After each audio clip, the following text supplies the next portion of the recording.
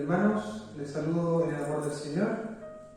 Vamos a comenzar esta liturgia de este día domingo 21 de marzo del 2021.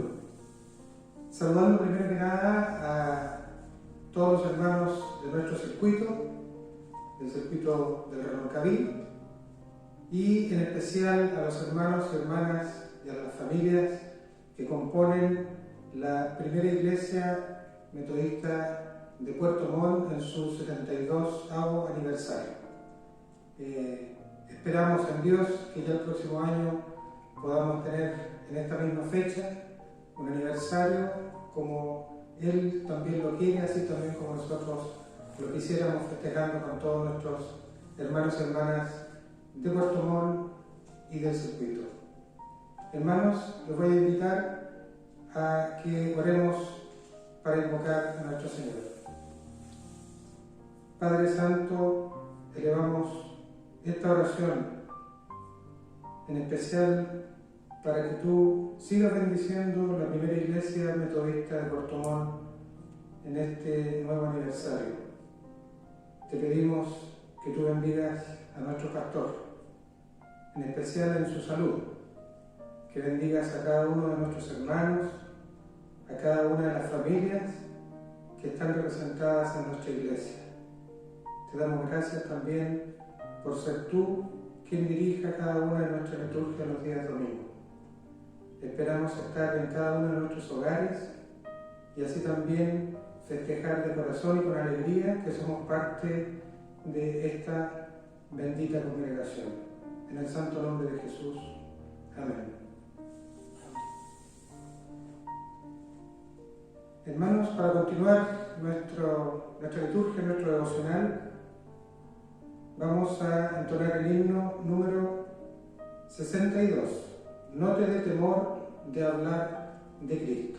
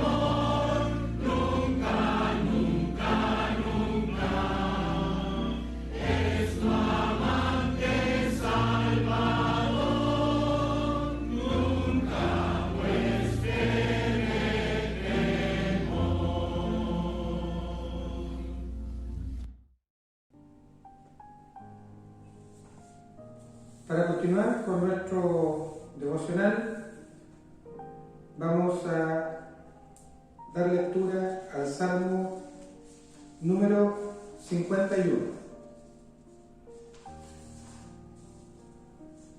Leo en el nombre del Señor. Ten piedad de mí, oh Dios, conforme a tu misericordia, conforme a la multitud de tus piedades, borra mis rebeliones.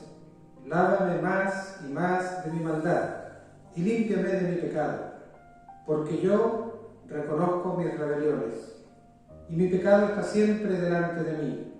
Contra ti, solo he pecado, y he hecho lo malo delante de tus ojos, para que seas reconocido justo en tu palabra, y tenido por puro en tu juicio. He aquí, en maldad he sido formado, y en pecado me concebió mi madre. He aquí, tú amas la verdad en lo íntimo, y en lo secreto me has hecho comprender sabiduría. Purifícame con hisopo, y seré limpio. Lávame, y seré más blanco que la nieve. Hazme hoy gozo y alegría, y se recrearán los huesos que has abatido. Esconde tu rostro de mis pecados, y borra todas mis maldades. Crea en mí, oh Dios, un corazón limpio, y renueva un espíritu recto dentro de mí. No eches de delante de ti, y no quites de mí tu Santo Espíritu. Vuélveme el gozo de tu salvación, y espíritu noble me sustente. Entonces enseñaré a los transgresores tus caminos, y los pecadores se convertirán a ti. Líbrame de homicidios, oh Dios, Dios de mi salvación. Cantará mi lengua tu justicia. Señor, abre mis labios, y publicará mi boca tu alabanza.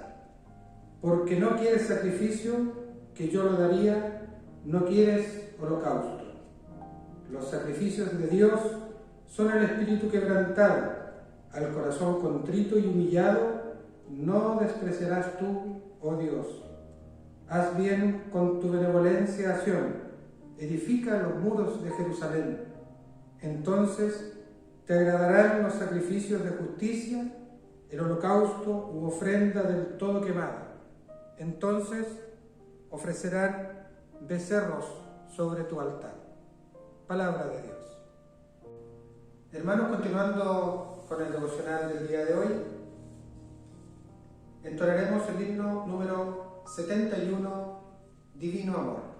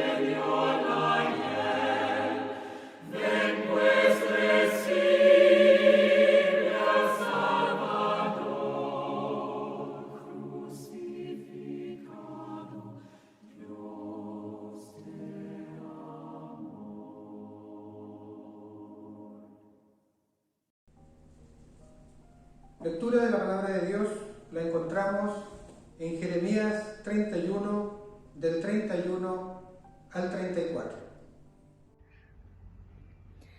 Lean el nombre del Señor. He aquí que vienen días, dice Jehová, en los cuales haré nuevo pacto con la casa de Israel y con la casa de Judá, no como el pacto que hice con sus padres el día que tomé su mano para sacarlos de la tierra de Egipto, porque ellos invalidaron mi pacto, aunque fui yo un marido para ellos, dice Jehová. Pero este es el pacto que haré con la casa de Israel. Después de aquellos días, dice Jehová, daré mi ley en su mente y la escribiré en su corazón. Y yo seré a ellos por Dios, y ellos me serán por pueblo. Y no enseñará más ninguno a su prójimo, ni ninguno a su hermano, diciendo, conoce a Jehová, porque todos me conocerán, desde el más pequeño de ellos hasta el más grande, dice Jehová, porque perdonaré la maldad de ellos, y no me acordaré más de su pecado. Hermanos, este es el momento para confesar y pedir perdón por nuestras faltas, por nuestros pecados, por nuestras omisiones. Pidámosle en este tiempo de crisis a nuestro Señor que nos perdone y que alivie nuestro sufrimiento que hemos tenido por largo tiempo.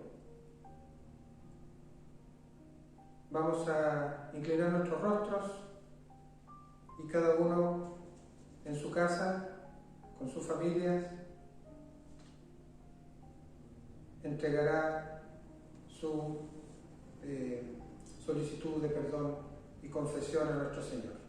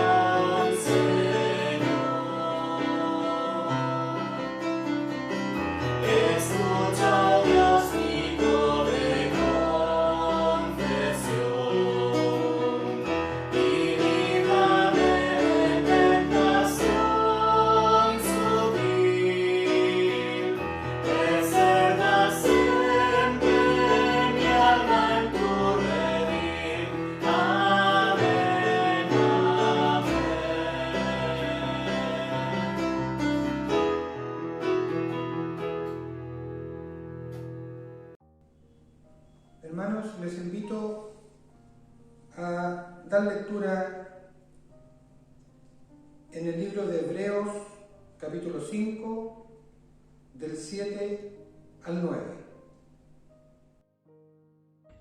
Leo en el nombre del Señor. Y Cristo en los días de su carne, ofreciendo ruegos y súplicas con gran amor y lágrimas al que podía liberar de la muerte, fue oído a causa de su temor reverente. Y aunque era hijo, por lo que padeció, aprendió la obediencia. Y habiendo sido perfeccionado, vino a ser autor de eterna salvación para todos los que le obedecen. Amén.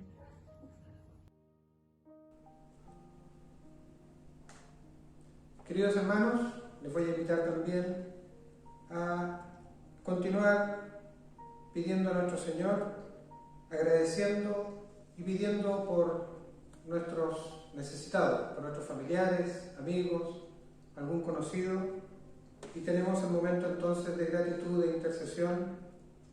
Y le voy a pedir a nuestro pastor que nos dirija en esta oración. Oremos, hermanos.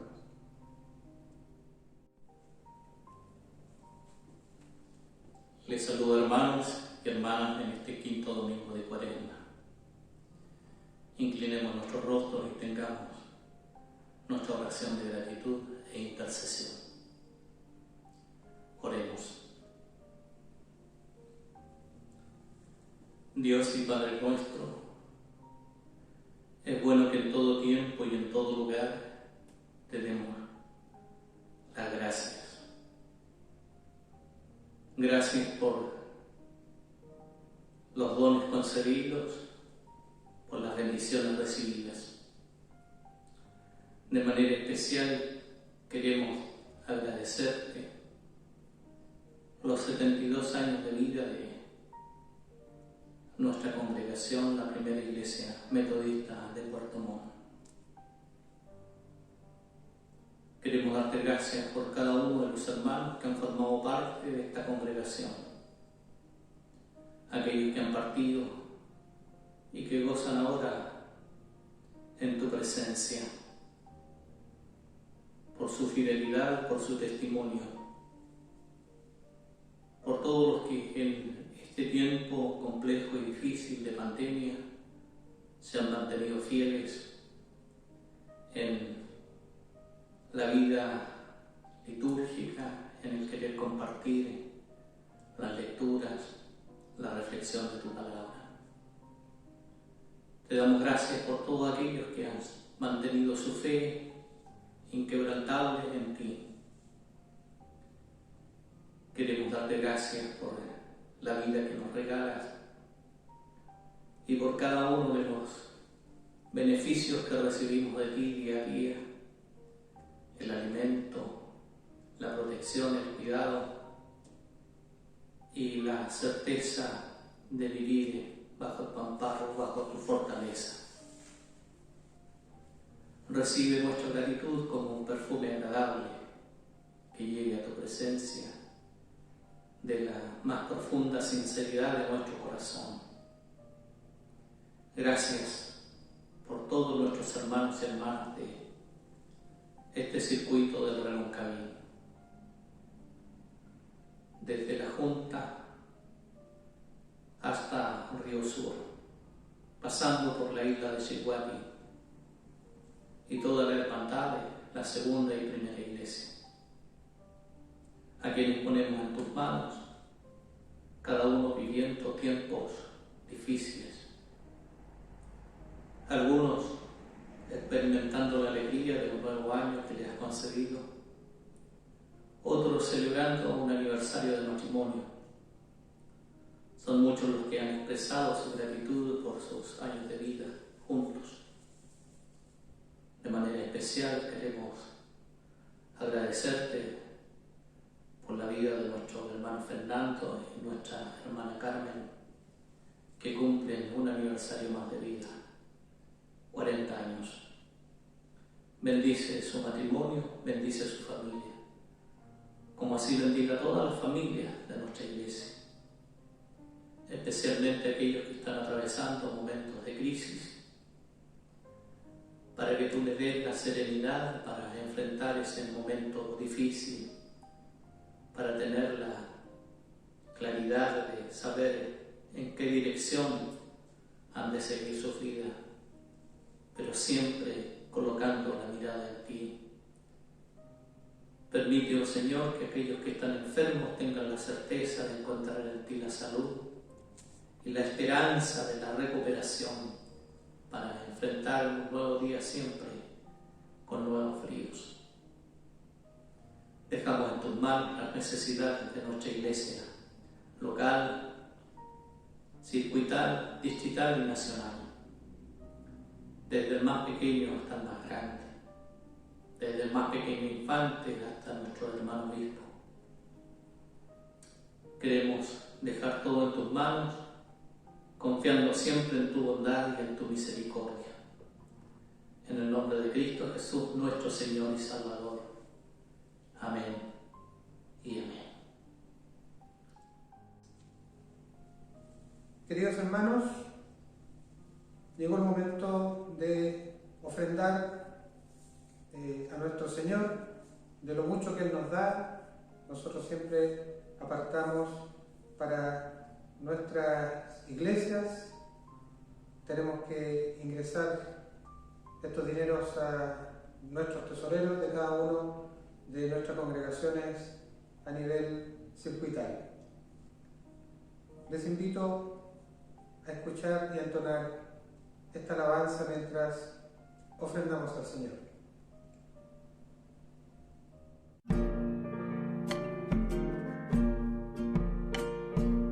Esta es la ofrenda que damos a nuestro Dios, a nuestro Señor, y junto a ella entregamos nuestro corazón, y junto a ella entregamos nuestro corazón,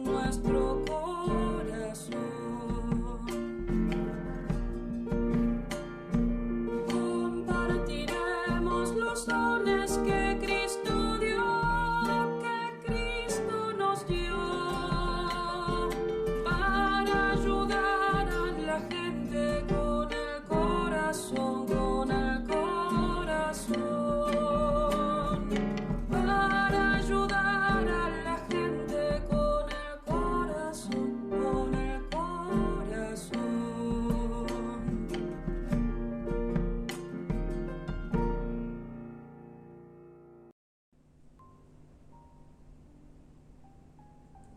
Lectura del Evangelio lo encontramos en el libro de Juan, capítulo 12, versículos 20 al 33. Leo en el nombre del Señor. Unos griegos buscan a Jesús. Había ciertos griegos entre los que habían subido a adorar en la fiesta. Estos pues se acercaron a Felipe, que era de Betsaida de Galilea, y le rogaron diciendo: Señor, quisiéramos ver a Jesús. Felipe fue y se lo dijo a Andrés. Entonces Andrés y Felipe se lo dijeron a Jesús. Jesús le respondió diciendo: ha llegado la hora para que el Hijo del Hombre sea glorificado. De cierto os digo que si el grano de trigo no cae en la tierra y muere, queda solo, pero si muere, lleva mucho fruto. El que ama su vida, la perderá, y el que aborrece su vida en este mundo, para vida eterna la guardará. Si alguno me sirve, sígame, y donde yo estuviere, allí también estará mi servidor. Si alguno me sirviere, mi Padre le honrará. Jesús anuncia su muerte. Ahora está turbada mi alma. ¿Y qué diré? Padre, sálvame de esta hora. Mas para esto he llegado a esta hora. Padre, glorifica tu nombre. Entonces vino una voz del cielo. Lo he glorificado y lo glorificaré otra vez. Y la multitud que estaba allí y había oído la voz, decía que había sido un trueno. Otros decían: un ángel le ha hablado.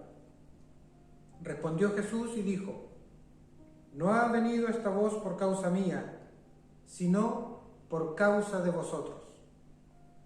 Ahora es el juicio de este mundo. Ahora el príncipe de este mundo será echado fuera. Y yo, si fuere levantado de la tierra, a todos atraeré a mí mismo. Y decía esto dando a entender de qué muerte iba a morir. Esta es palabra de Dios. Hermanos, antes de pasar a escuchar el mensaje de hoy día, por intermedio de nuestro pastor Neftali Gajardo, vamos a entonar el himno número 67, Mantos y Palmas.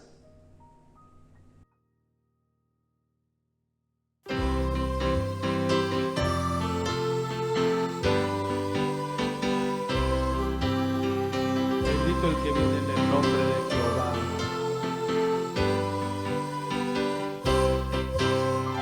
Mantos y palmas esparciendo va el pueblo alegre de Jerusalén. Allá a lo lejos se empieza a mirar en un pollino al Hijo de Dios. Entre 1000 voces resuenan por doquier, Hosana que viene en el nombre del Señor. Con un aliento de gran exclamación, los mundos vamos triunfar.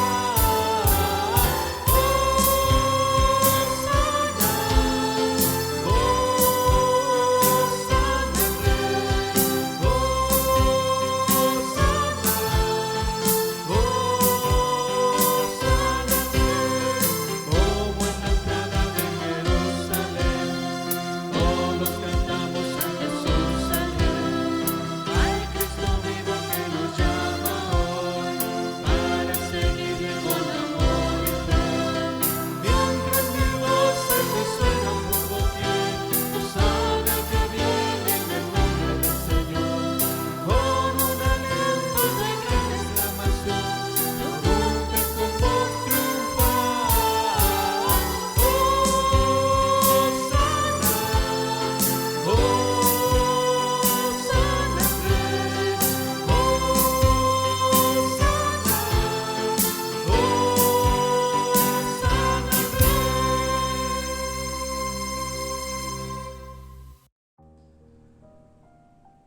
Gracia y paz a todos ustedes, mis queridos hermanos y hermanas en Cristo, en este quinto domingo de Cuaresma.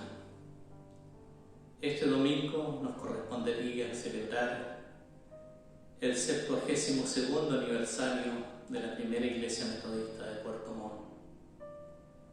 Damos gracias a Dios por el testimonio de tantos hermanos y hermanas y pastores. Muchos de ellos ya están en las moradas eternas, esperando el día de la resurrección final.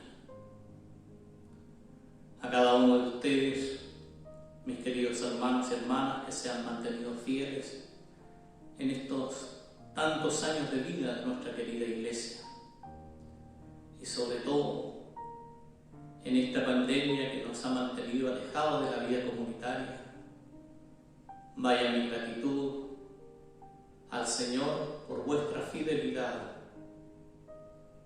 al Señor y a la Iglesia.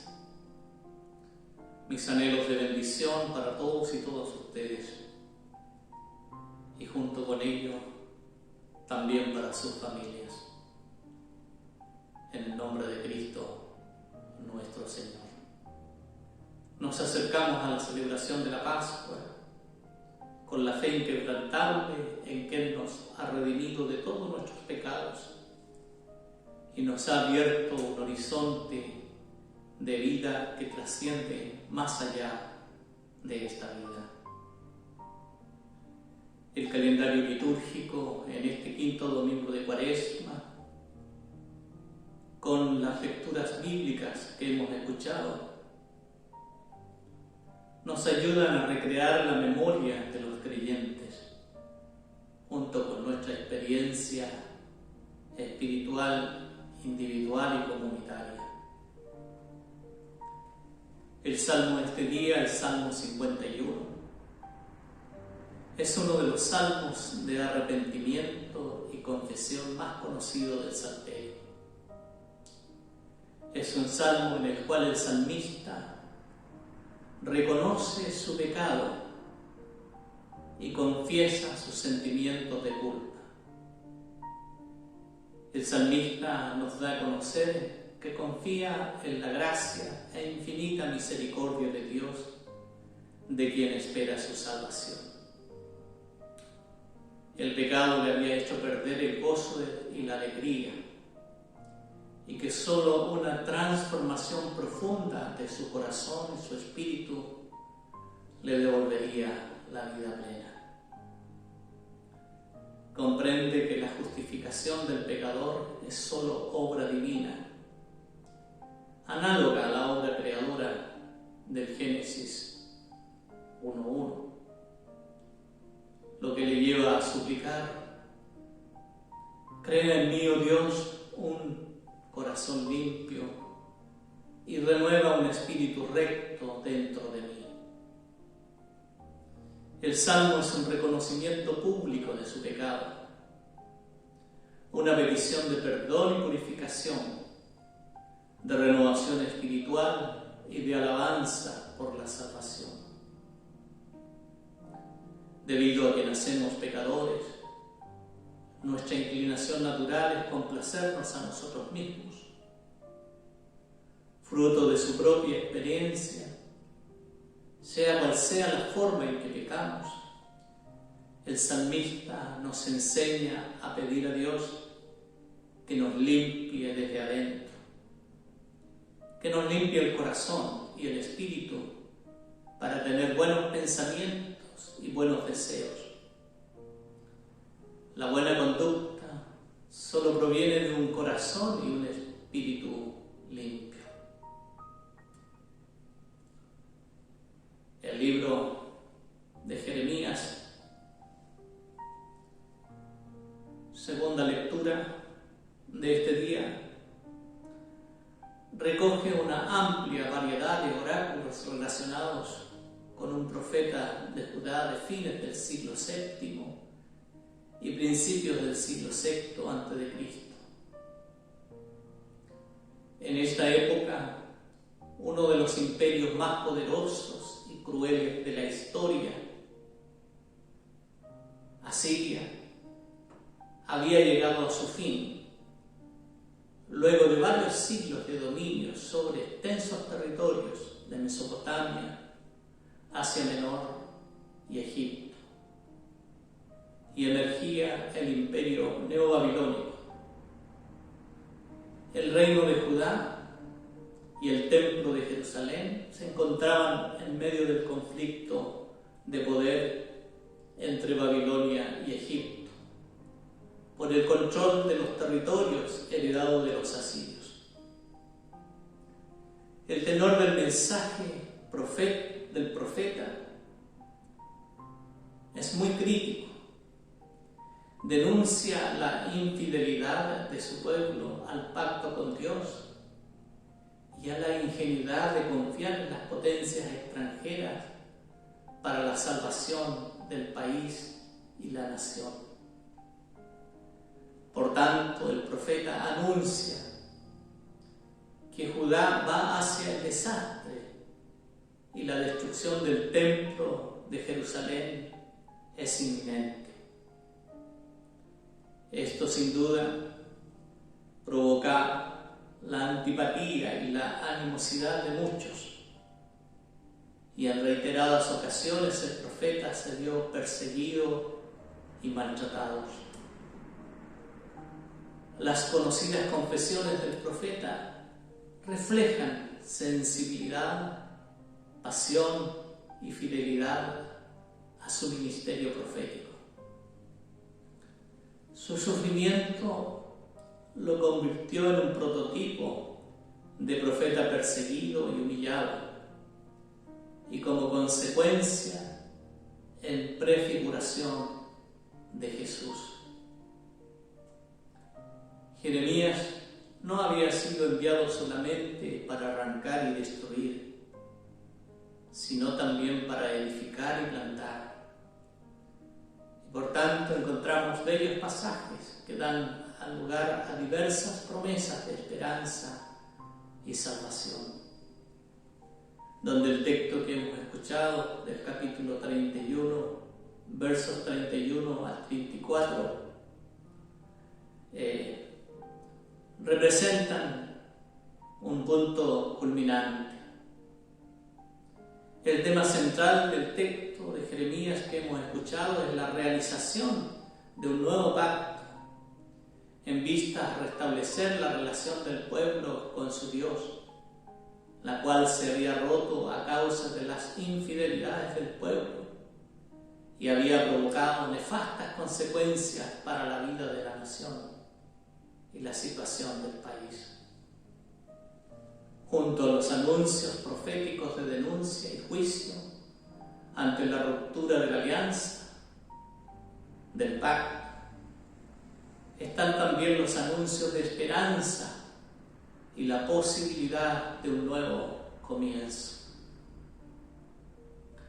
Debemos recordar que un pacto es un compromiso mutuo entre las partes que intervienen e implica la fidelidad y el cumplimiento de lo establecido.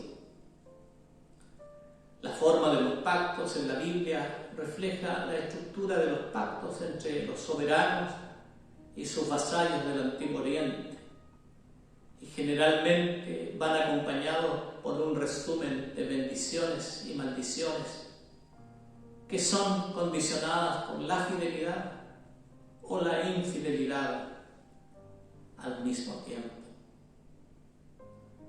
En el caso de Jeremías 31 al 34, la referencia es el pacto anterior, o el primer pacto, el que fue concertado con los ancestros del pueblo de Israel cuando fueron liberados de la esclavitud de Egipto. Pero aquel fue invalidado por la conducta de los padres y sus descendientes, y en especial por los representantes de la monarquía y los sacerdotes del templo de Jerusalén. Y es por esta razón que la vida institucional del país estaba condenada a un inminente desastre.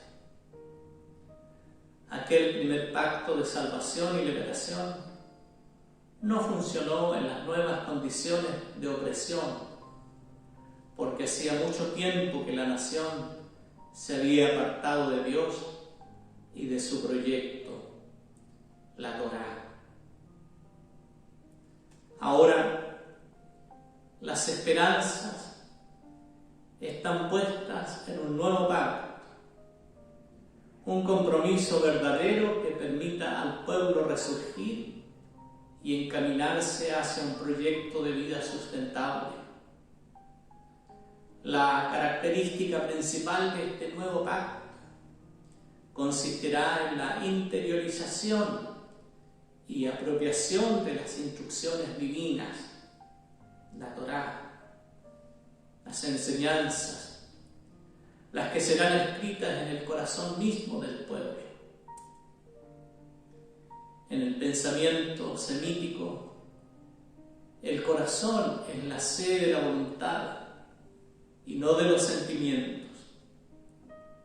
Teniendo en cuenta esto, podemos decir que la novedad del pacto no se refiere tanto al contenido, sino a un cambio radical de actitud, obediencia y fidelidad a Dios y sus enseñanzas. Esta nueva actitud es la que asegurará la presencia y la compañía del Señor junto a su pueblo, aún en las situaciones más difíciles. Un pacto definitivo e inquebrantable, un pacto perpetuo o eterno. Haré con ellos un pacto eterno, que no me volveré atrás de hacerles bien, y pondré mi temor en el corazón de ellos para que no se aparten de mí. Una connotación relevante de esta interiorización de la Torá por parte de todo el pueblo es que ya no va a ser necesario que alguien enseñe a su prójimo el conocimiento del Señor, porque todos los conocerán directamente y sin intermediarios, desde el más pequeño hasta el más grande. El verbo hebreo conocer, cuando se refiere a personas, no alude solamente a una actividad intelectual y receptiva. Saber cosas sobre una persona o informarse sobre ellas, sino que también implica involucramiento, compromiso, reconocimiento, respeto, cuidado, prestar atención.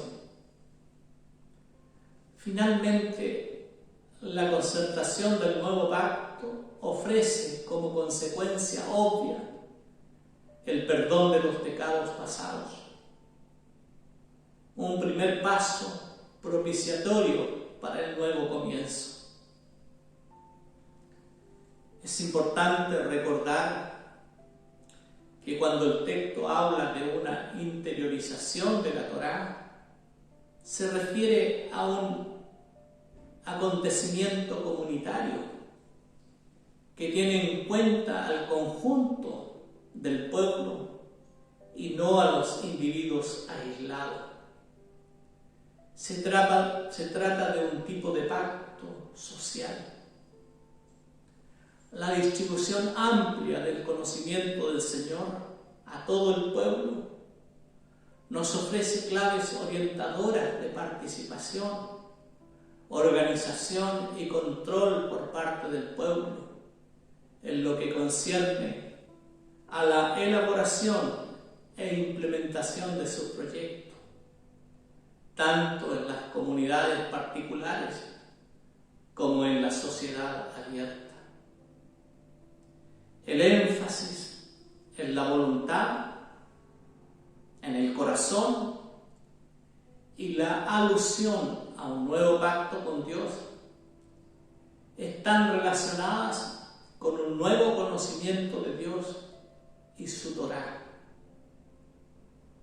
con un nuevo conocimiento de Dios y su instrucción y enseñanza, que no es el cumplimiento mecánico y obligatorio de códigos, de preceptos y reglas que solo conocen, administran e imponen los especialistas y las autoridades. Esto era, en definitiva, en lo que se había convertido la práctica religiosa y política, y lo que la oportunidad de la crisis permite revisar.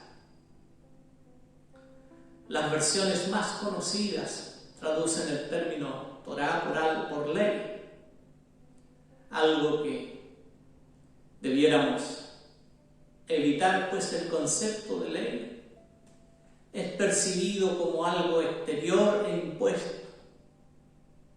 En el contexto de Jeremías, el término Torá se utiliza en su sentido básico, que es propedéutico, instrucción, enseñanza, o de proyecto constructivo para la comunidad, constitución o carta magna, y no se refiere a escritos sagrados.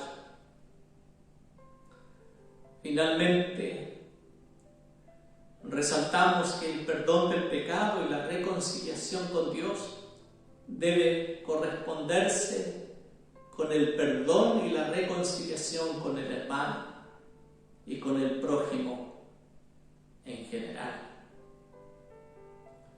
El texto de la epístola a los Hebreos, en el capítulo 5, haciendo alusión al Salmo 2, verso 7, presenta a Jesús el Cristo como el Hijo de Dios.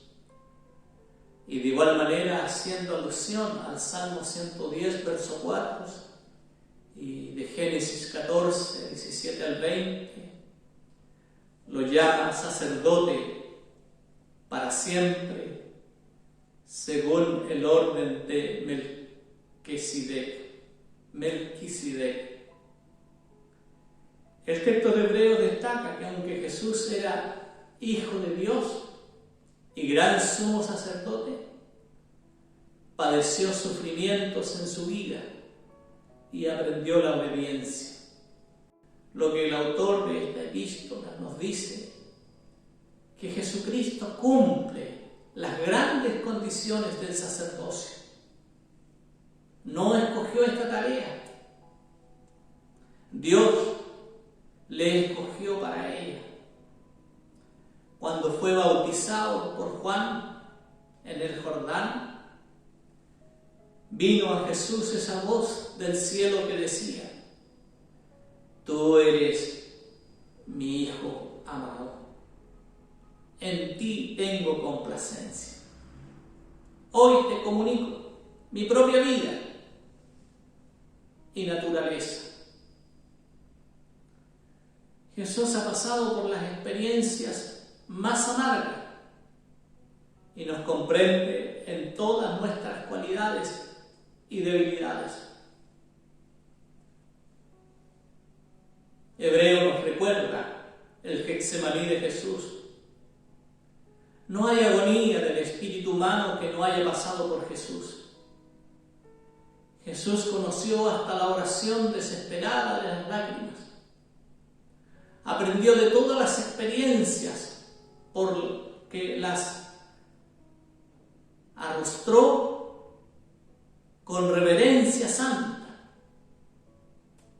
Dios nos habla en las experiencias de la vida y especialmente en las que acrisolan el corazón y el alma, pero solo podemos oír su voz cuando aceptamos con temor reverente lo que viene a nosotros.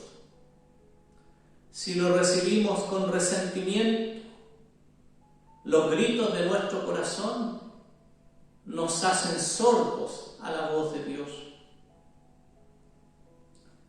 Todas las dolorosas experiencias que pasó Jesús le capacitaron para ser el Salvador que la humanidad necesitaba. La salvación que obró Jesús es una salvación eterna. Es algo que nos pone a salvo en el tiempo y en la eternidad. El hombre está salvo solo con Cristo para siempre.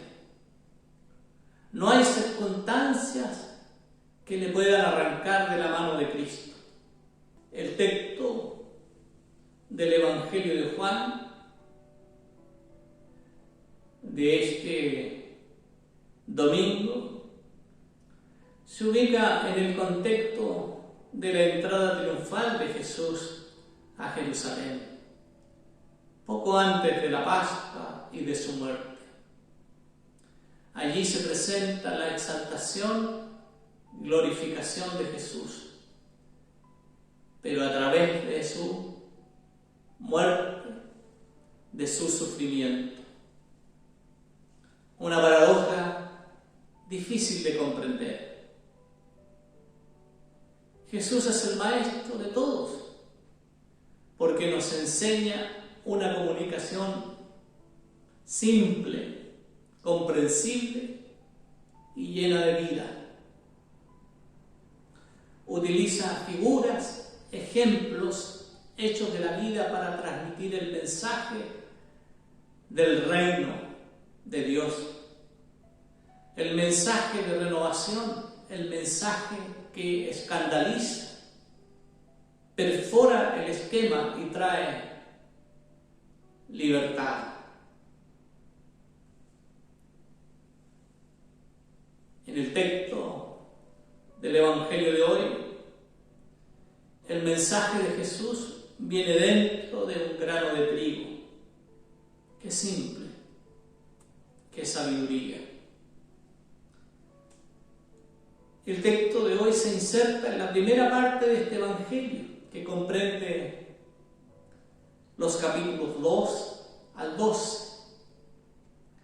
En ellos la intención del evangelista es señalar la revelación de la gloria de Jesús ante el mundo. El interés de los griegos por Jesús, por lo tanto, no es una cita accidental, sino que tiene como objetivo presenciar a Jesús a todos. Este texto aparece después del relato de la entrada triunfal de Jesús en Jerusalén, con motivo de la celebración de la Pascua, como es de nuestro conocimiento. Este es uno de los acontecimientos significativos en la trayectoria de la pasión de Jesús. El encuentro de Jesús con los griegos es, por así decirlo, la última oportunidad de Jesús para hablar, proclamar e invitar al discipulado. Los momentos restantes de su vida los dedica a vivir con sus discípulos. En estos momentos transmite sus últimas recomendaciones. Lava los pies a los discípulos, come con ellos en la última cena, ora y va con ellos al jardín del Getsemaní. Y a partir de ahí entonces los hechos se precipitan. Jesús es arrestado, interrogado, condenado, crucificado.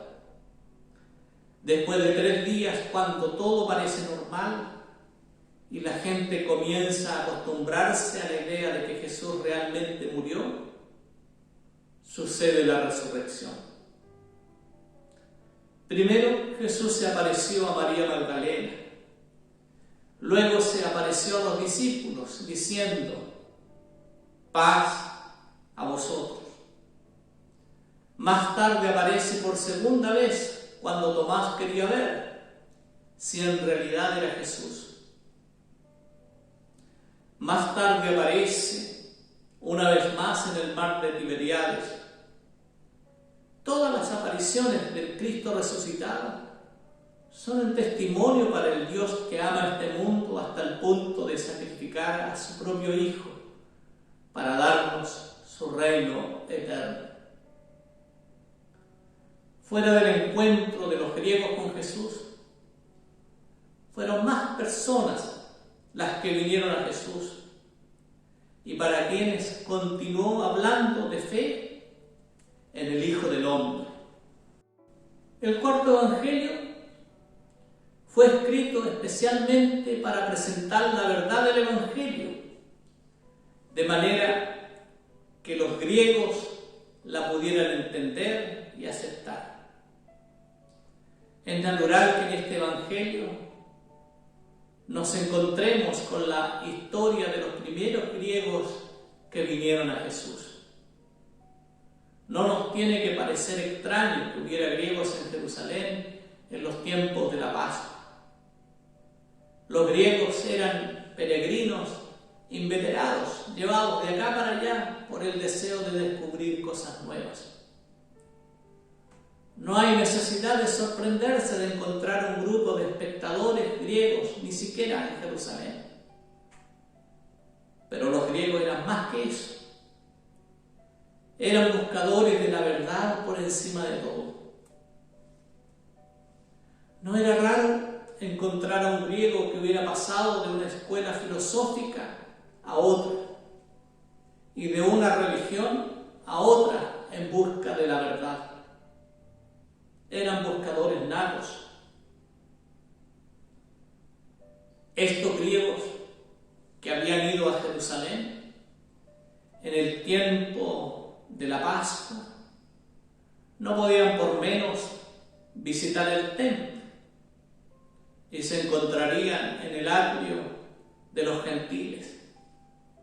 Tal vez habían presenciado aquella escena terrible de la expulsión de los comerciantes de aquel mismo atrio y tal vez querían saber más del hombre que era capaz de hacer tales cosas. En cualquier caso, y fuera donde fuera, este es uno de los grandes momentos de la historia evangélica, porque aquí se nos insinúa tímidamente, por primera vez, que el Evangelio había de llegar a todo el mundo. Los griegos se dirigieron con una petición a Felipe, en primer lugar.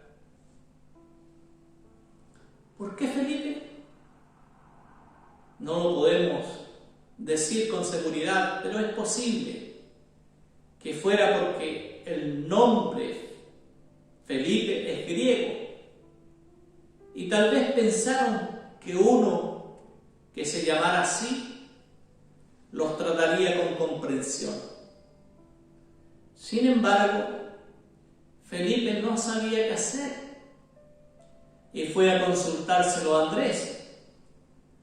Andrés no tenía la menor duda en esos casos y los llevó a Jesús.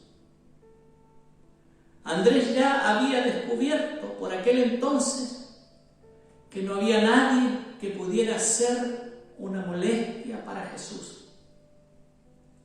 Sabía que Jesús no le volvería la espalda a ningún sincero buscador. Ha llegado la hora, dijo Jesús, en que el Hijo del Hombre ha de ser glorificado. Estaba claro que las cosas habían ido conduciendo a una crisis y que esa crisis había llegado a producirse.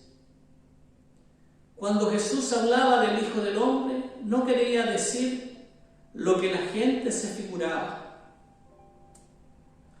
El término Hijo del Hombre procede del libro de Daniel, del capítulo 7, donde el autor de este libro describe las potencias mundiales que han ejercido dominio. Los asirios, los babilonios, los medos y los persas fueron tan crueles, salvajes y sádicos que no se podían describir más que como fieras. El león con alas de águila, el oso con 3 costillas entre los dientes, el leopardo de 4 alas y 4 cabezas, y la terrible fiera con dientes de hierro y 10 cuernos. Estos eran los símbolos de las potencias que habían ejercido dominio hasta entonces. Pero en la visión del profeta iba a venir al mundo un nuevo poder que iba a ser benigno, humano y piadoso, por lo que se le representa no con la figura de otra fiera, sino con la de un ser humano. Este pasaje quiere decir que el día del salvajismo iba a pasar e iba a amanecer el día de la humanidad. Ese era el sueño de los judíos, la edad de oro, cuando la vida sería suave y ellos serían los amos del mundo. La edad de oro no vendría por medio y poderes humanos, sino que por una directa intervención de Dios. Él enviaría a su campeón para que lo instaurara, al cual el libro de Daniel lo llama el Hijo del Hombre.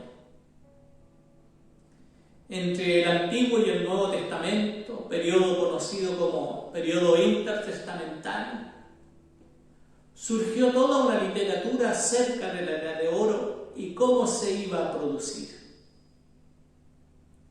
El Hijo del Hombre es una figura extraordinaria que vendría con poderes divinos y que ninguna persona ni reino podrían resistir, y abriría el camino para el imperio universal de los judíos. El Hijo del Hombre representaba al conquistador mundial e invencible enviado por Dios. Así que Jesús dice: ha llegado la hora en que el Hijo del Hombre ha de ser glorificado. Sus oyentes entenderían si ya es hora de que el campeón de Israel se levante y se cubra de gloria. Creerían que la trompeta de la eternidad había sonado, que el poder del cielo estaba en marcha y que la campaña victoriosa ya había comenzado. Pero Jesús no quería decir eso cuando hablaba de ser glorificado. Ellos entendían que los reinos de la tierra serían sojuzgados y hollados bajo los pies del conquistador. Pero por glorificado, Jesús entendía crucificado. Cuando se mencionó al Hijo del Hombre glorificado, ellos entendieron la conquista llevada a cabo por los ejércitos de Dios. Pero Jesús se refería a la conquista de la cruz. Jesús, con sus dichos, puso al revés todas las ideas que ellos tenían, cambiando un sueño de conquista en la visión de la cruz. Los dichos de Jesús los dejaron confusos y perdidos. Les eran incomprensibles o increíbles, porque hablaba no en términos de conquista, sino de sacrificio y de muerte. No nos sorprende que no lo entendieran, pero su tragedia fue que se negaran a intentarlo. Los griegos, de origen pagano, simpatizantes de la religión judía, y que ciertamente escuchaban de Jesús, quieren hablar en privado con Jesús. Quieren ver al hombre de hermosos discursos, de curaciones milagrosas, de milagros nunca antes realizados, y terminarán viendo la revelación de Jesús como el Hijo de Dios, obediente a la muerte. Su venida anticipa el anuncio del Evangelio a los paganos y acentúa el destino universal del mensaje de Jesús. Jesús no solo habló a los griegos, sino también a otros que venían a Él. Ha llegado la hora para Jesús, Él lo sabe. Aparentemente este comienzo de conversación no tiene nada que ver con el deseo de los griegos. Y más aún, este no fue el comienzo de la conversación que los griegos estaban esperando. Sin embargo, este comienzo del discurso está dentro de una línea programática elaborada por el evangelista.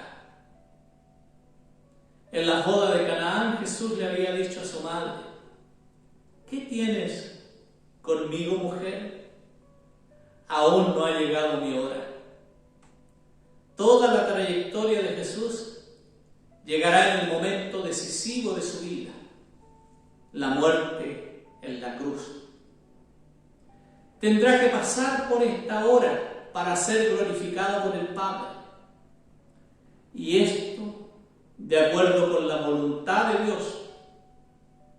La glorificación de Jesús es obra de Dios y por lo tanto no depende de su alarde. La glorificación de Jesús es otra señal del amor de Dios por la humanidad. La glorificación de Jesús tiene un significado más amplio que la exaltación, ya que comprende no solo la muerte, sino también la resurrección y la ascensión.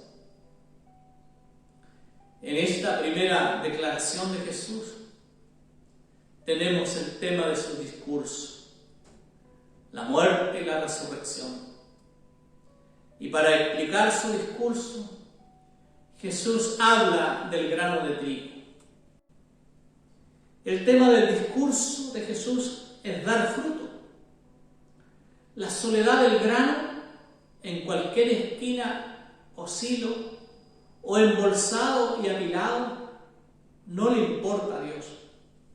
No sirve de nada para la causa del reino. El grano solo es útil cuando produce fruto. La expresión yo cuando me levanten de la tierra, atraeré todos a mí mismo.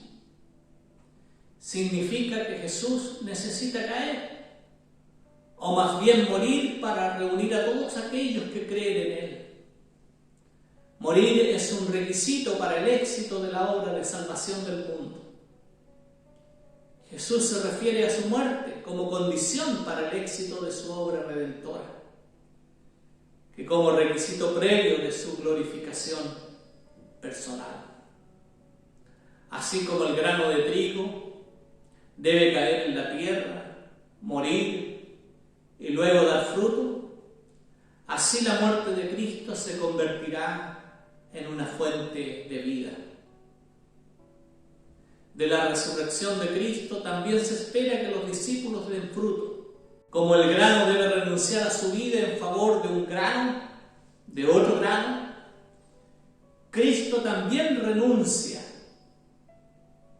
a la cruz en favor de nuestra resurrección. Por lo tanto, la renuncia es una condición del discipulado de Cristo.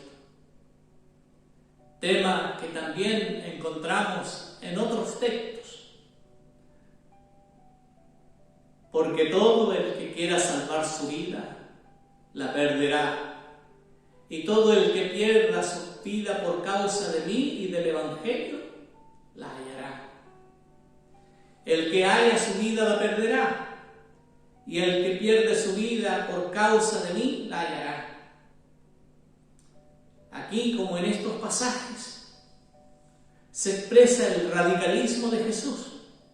Ser discípulo de Jesús es contar con la muerte, con la renuncia, con el vaciado, con una donación para los demás. La vida y la muerte eterna, la salvación y la perdición eterna, son puestas por Jesús en tal relación que subvierte todos los cálculos humanos, porque la verdadera religión que Jesús proclama no permite la piedad, no permite garantizar por sí mismo un futuro mejor para las buenas obras, pero sí invita a un discipulado bajo la cruz, libre de preocupación por las garantías, libre de actuar en amor.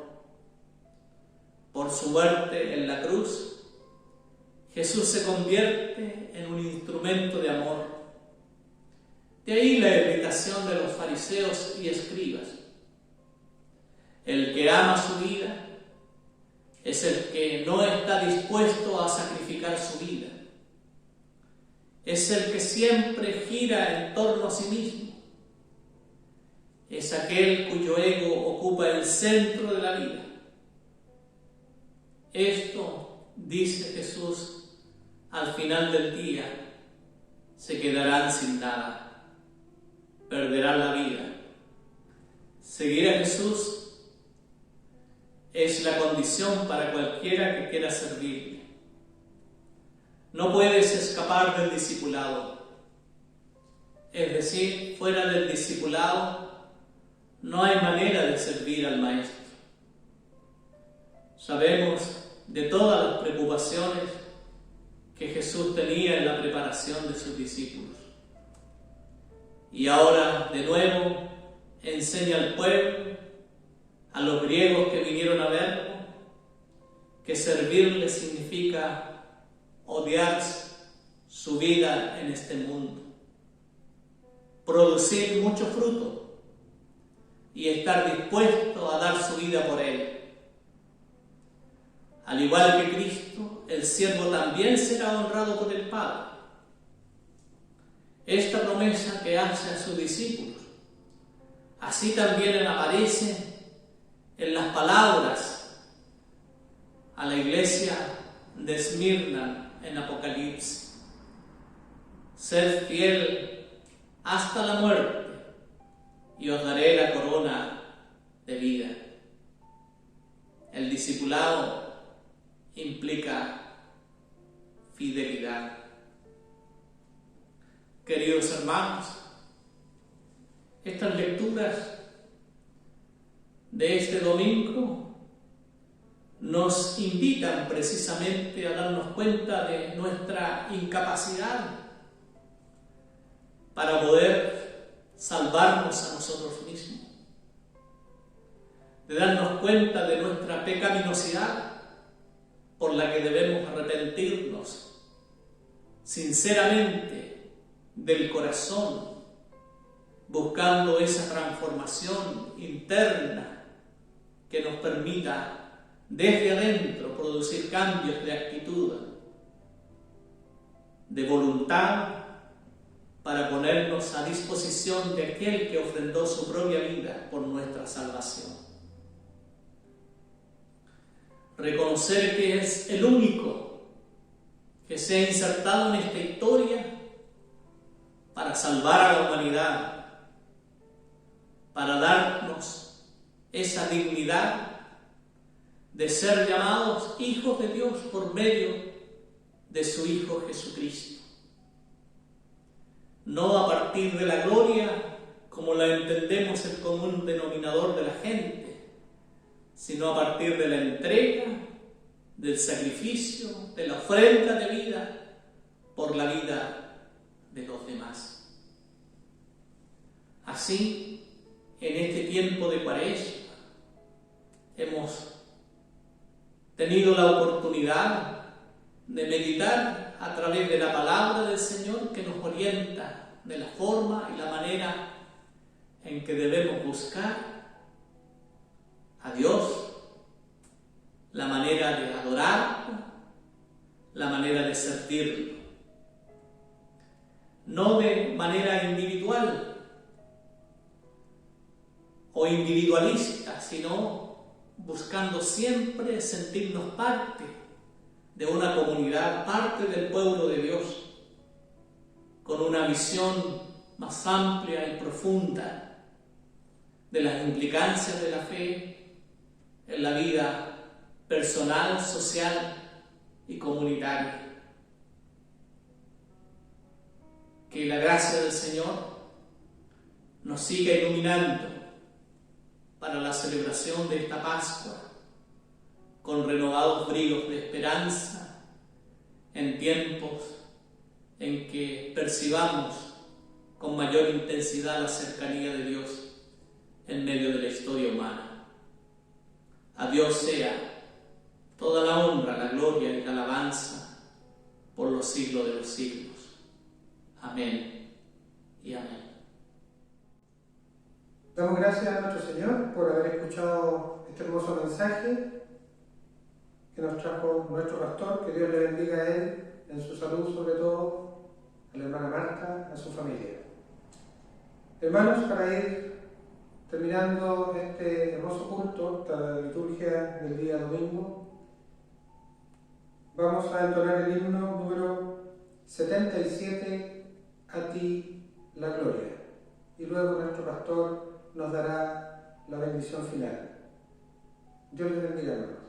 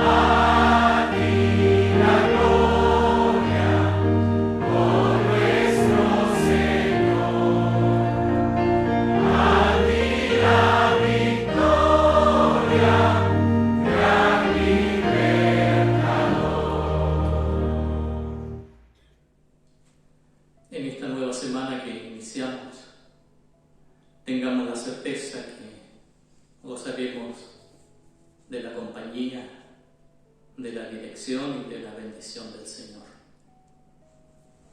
Oremos. Dios y Padre nuestro, encomendamos nuestra vida en tus manos, en la seguridad, en la certeza y convicción de que tu promesa es una viva realidad. Tú estarás con nosotros hasta el fin de la historia. Es la promesa de tu Hijo Jesucristo, nuestro Señor y Salvador. Confiamos que guardarás nuestra vida de todo peligro y de todo mal. Y sobre todo, gozando de tu bendición, podremos también bendecir a otros en tu nombre. Con la bendición de Dios Padre, Hijo y Espíritu Santo, la que esté con nosotros y permanezca en nosotros para siempre. Amén y amén. Que Dios te bendiga, que alce el Señor a ti su rostro.